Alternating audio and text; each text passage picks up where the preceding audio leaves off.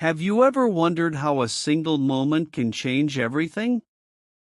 A black woman helps a millionaire fix his broken car when he sees the ring on her finger. He is immediately shocked. No one saw her. No one even remembered her name. But on that scorching afternoon, as the sun mercilessly beat down on the asphalt, she became the only lifeline for a man who seemed to have everything.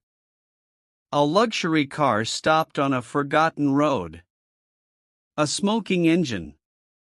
A powerful executive accustomed to having the world at his feet, now vulnerable, lost, not even knowing how to ask for help. Thomas Weber punched the steering wheel of his Maserati in frustration as he checked his platinum watch. 11:43, in exactly 17 minutes, he was supposed to be presenting the project that would define the future of his company to the most important investors in the country. Sweat was already soaking his silk shirt as he opened the hood, only to be greeted by a thick cloud of steam that made him instinctively recoil. "Damn it," he muttered, loosening his tie.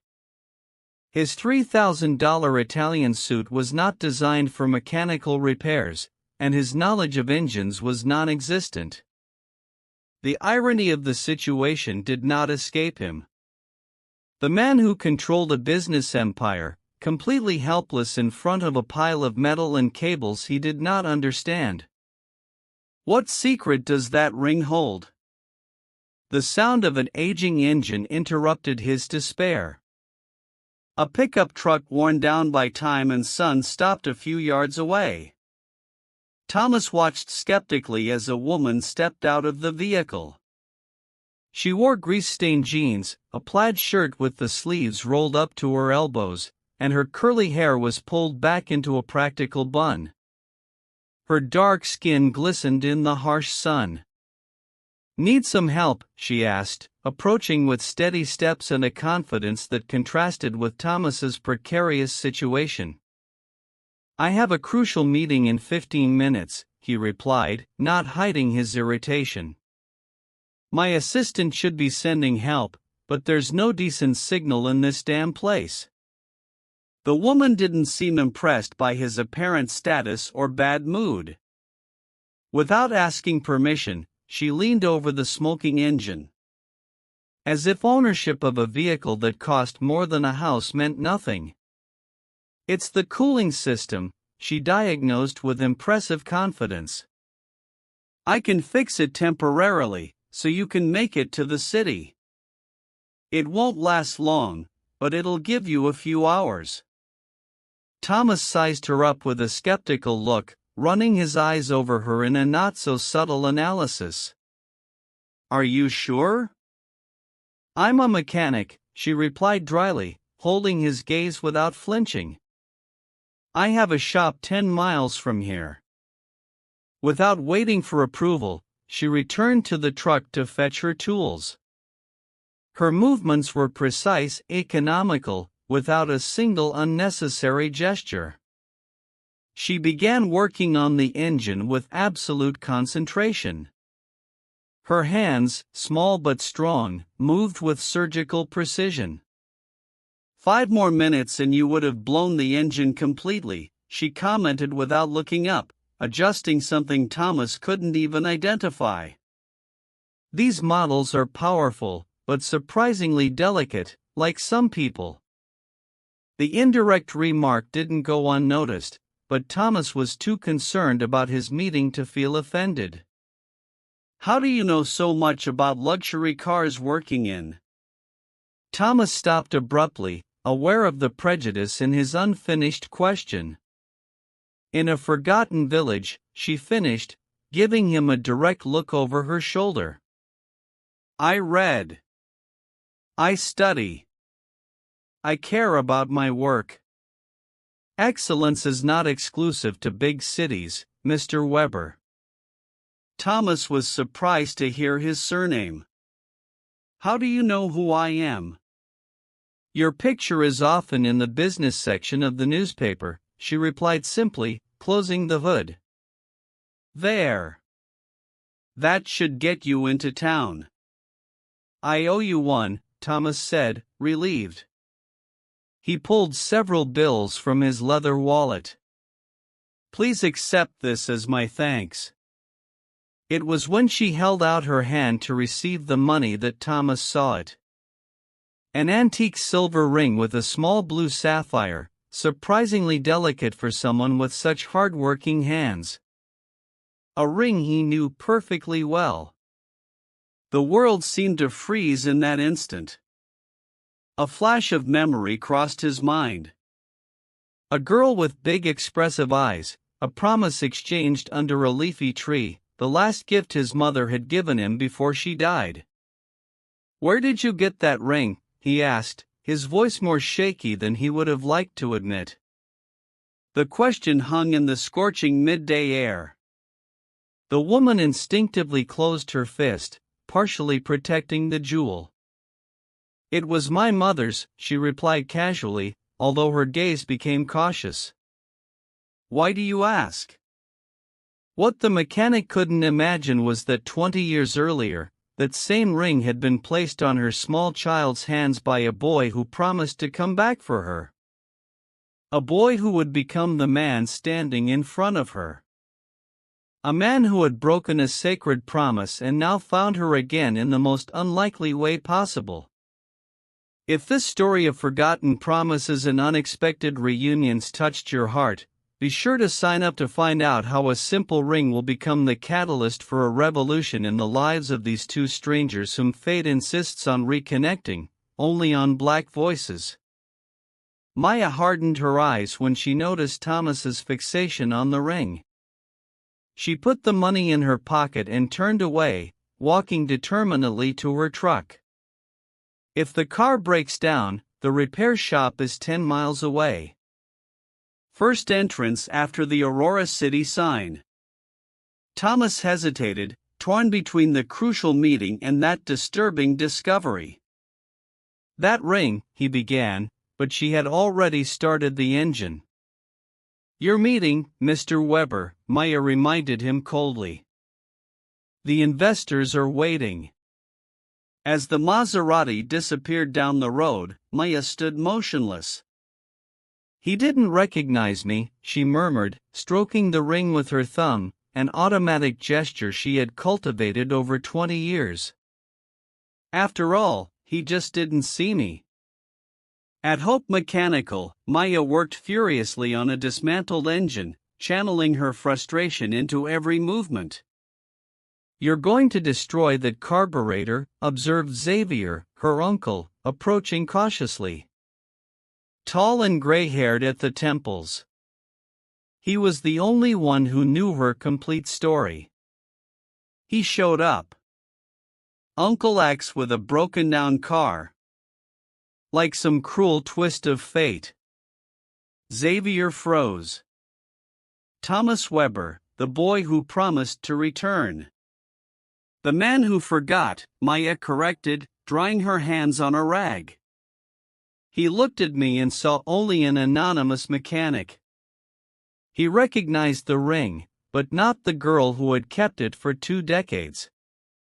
That night, Mia opened a wooden box stored under her bed. Inside, carefully organized, were newspaper clippings tracing Thomas Weber's rise. His face appeared in articles about innovation, corporate philanthropy, and his recent engagement to Elise Harrington, heir to a fashion industry fortune.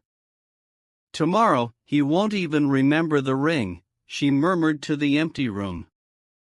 Maya was wrong. The next morning, an inconspicuous sedan pulled up outside the workshop. Thomas emerged, this time without his expensive suit, as if trying to go unnoticed. "We're open," Maya said, keeping her distance.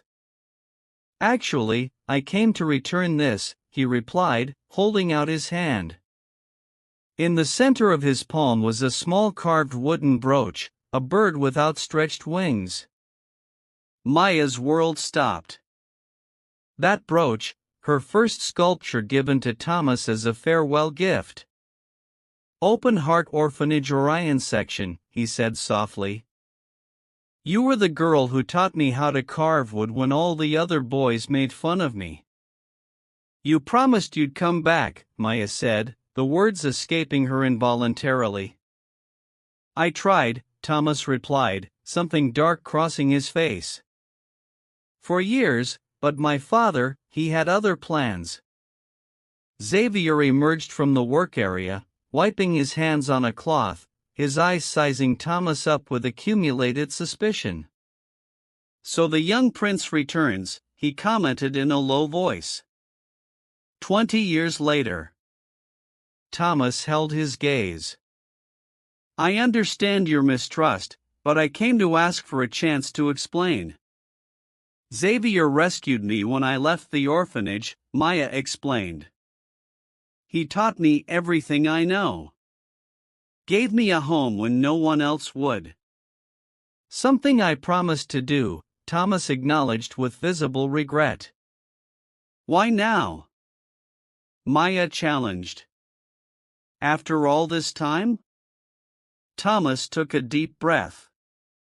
In 3 weeks, I'll officially announce my engagement to a woman I don't love, take over the presidency of a company I secretly detest, and complete my transformation into the man my father always demanded I be. He paused significantly, and then I saw you, or rather I saw the ring, and something stirred. Thomas's phone rang insistently on the screen. Elise, 6th call. She seems persistent, Maya observed bitterly. My jailer, he replied, hanging up. Our marriage is a corporate merger disguised as romance. And what do you expect from me? Maya asked, crossing her arms. Absolution for abandoning you? Answers, he said simply, and maybe a chance to correct the biggest mistake of my life.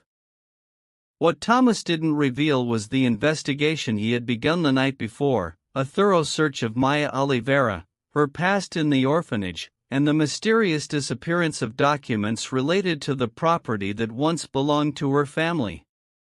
What Mia concealed was the file hidden in the back of her workshop, yellowed papers with the Weber Enterprises logo, signed by Thomas's father, detailing the fraudulent acquisition of the Oliveira family's land, the same land where the new corporate complex that would be Thomas's legacy now stood. As they stared at each other, neither realized that their destinies were intertwined by more than childhood memories, by a conspiracy that destroyed a family to build an empire. And in 3 weeks, when Thomas was supposed to seal his future, Mia would finally reveal the truth that could tear down everything the Weber family had built on injustice and lies. 3 days had passed since the unexpected reunion. Thomas canceled meetings and delegated responsibilities, immersing himself obsessively in old files. Something didn't fit in his father's story about the land that was now part of the new Weber business complex. At the family mansion, he was searching his father's office when he found a locked folder labeled Project Aurora, the same name as the town where Maya lived. Using the key he had secretly copied years ago, Thomas opened it and felt his blood run cold. Contracts, lawsuits, and one particularly disturbing document, a forged death certificate for Maya's mother.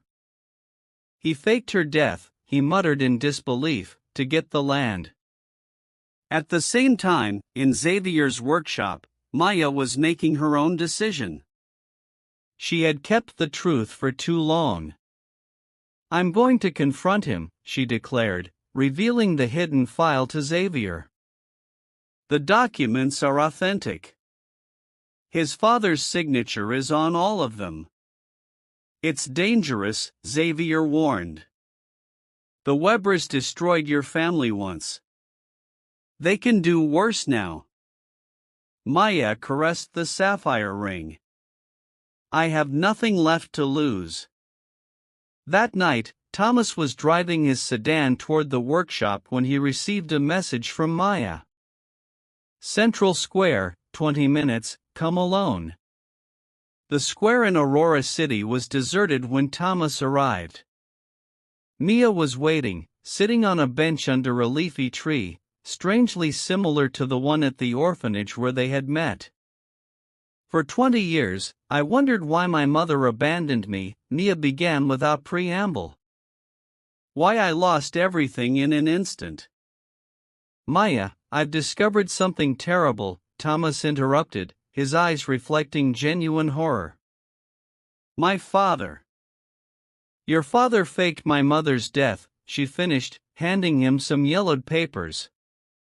Then he threatened her life if she tried to get me back. Also, he could take our land.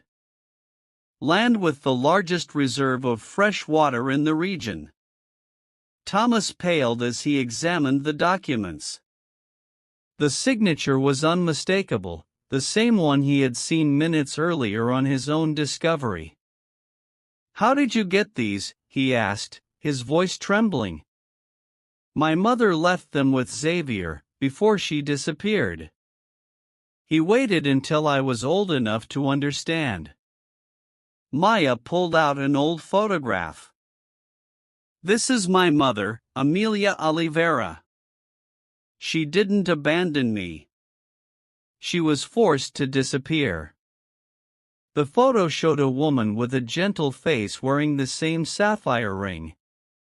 In the background stretched a green valley now transformed into concrete and steel bearing the Weber logo. Tomorrow I'm going to make everything public, Maya announced at the groundbreaking ceremony for the new complex. Thomas stared at her stunned. There will be hundreds of reporters, investors, politicians. Exactly, Maya confirmed. The perfect moment to reveal that the Weber empire was built on fraud, extortion, and destroyed lives.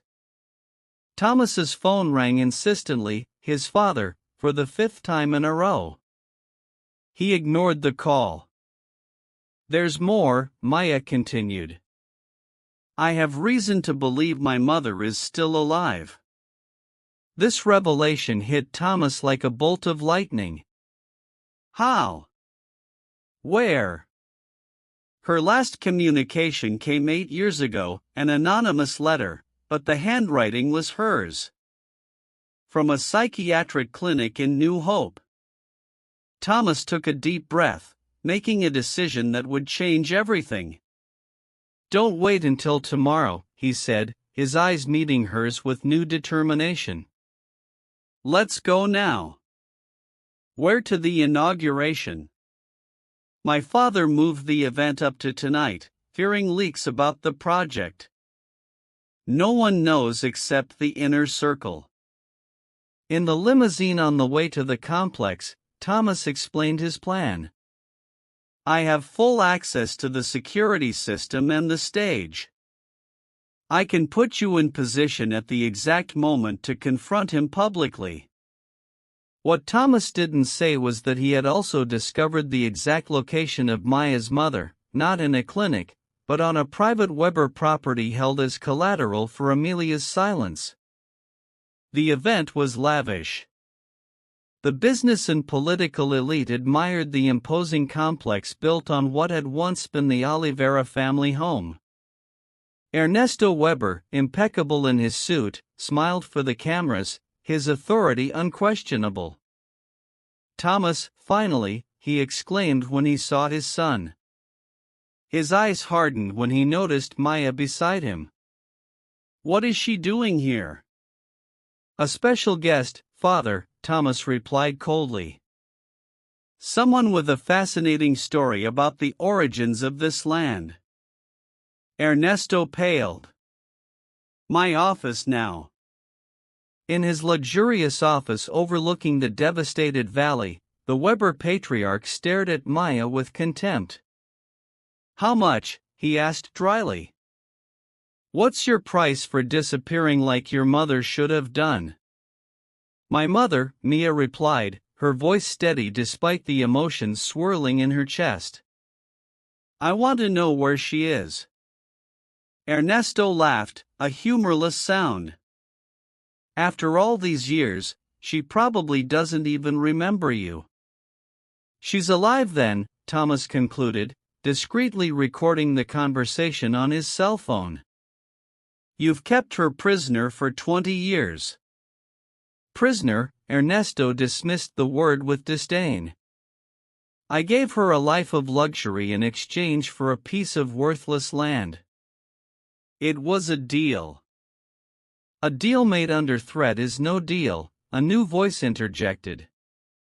At the door stood Xavier, accompanied by an older woman whose eyes, identical to Ma's, overflowed with decades of contained pain. "Mother," Maya whispered, her voice breaking. Amelia Oliveira advanced slowly, her eyes fixed on the daughter she hadn't seen since she was a child. "Maya," she said simply, her voice choked with emotion. Behind them in the hallway, Elise watched the scene with clinical interest, her cell phone recording every word exchanged. The reunion between mother and daughter was about to expose not only the fraud behind the origins of the Weber empire, but also reveal how excessive ambition had destroyed lives and torn families apart. A truth that not even all the money in the world could hide anymore. And while Ernesto Weber watched his empire of lies crumble before his eyes, an even more devastating truth remained hidden. Thomas was not his biological son, but an orphan adopted to replace the baby his wife had lost. A final twist that, when revealed, would complete the cycle of justice begun by a determined mechanic with a sapphire ring on her finger. Ernesto Weber's living room vibrated with tension as mother and daughter looked at each other for the first time in 20 years. The Weber patriarch, always controlling, seemed to have completely lost his grip on the situation. "Impossible," he muttered, taking a few steps back. "You were under constant surveillance. Your money buys silence, Ernesto." "But not true loyalty," Amelia replied, her voice strengthened by decades of pent-up pain. "Some guards have families, they have hearts." Maya, trembling, slowly approached her mother. 20 years of forced abandonment, 20 years of unanswered questions. When they embraced, there were no words, only tears that spoke louder than any speech. Thomas watched the scene, a storm of emotions crossing his face.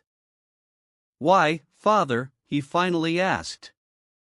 "Why destroy a family for a piece of land?" "That land was never just a piece of land," Ernesto replied, regaining some of his composure. "It's the largest reserve of drinking water in the region. It's worth billions, the future of this company."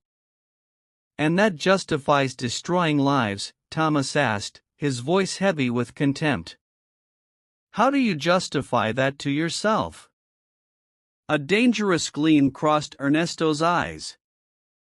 "The same way I justified adopting an orphan to replace the son I lost." The silence that followed was absolute. Thomas staggered as if he had been struck. "What?" he whispered, the color draining from his face. "You think it's a coincidence that you spent 6 months in that orphanage?" Ernesto laughed bitterly.